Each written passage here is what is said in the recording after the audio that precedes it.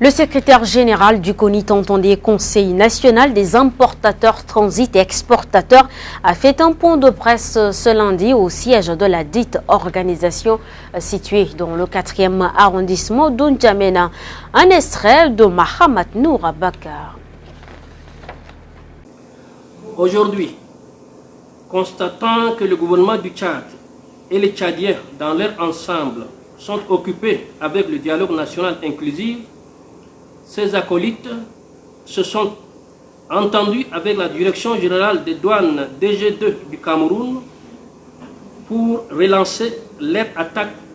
contre les intérêts économiques et commerciaux du Tchad, en commençant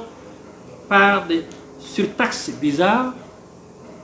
et inexpliquées, que eux-mêmes appellent extra-légales, c'est-à-dire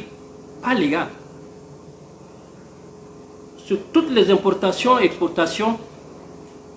des vivres et non-vivres en provenance et à destination du Tchad. Et cela à l'insu du gouvernement du Cameroun et du Tchad. Tous les textes CEMAC à ce sujet en faveur du Tchad, pays enclavé, sont ainsi foulés aux pieds par la même occasion. Pour citer juste un seul exemple, les frais déjà illégaux de transit qu'on nous surfacturait à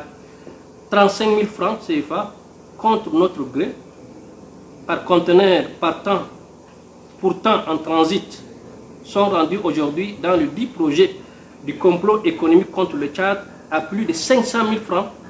par cargaison. Nous appelons les plus hautes autorités tchadiennes à saisir et alerter dans les plus brefs délais leurs collègues du Cameroun pour condamner et mettre fin, une fois pour toutes, ce genre de complot d'asphyxie économique et commerciale d'un pays voisin,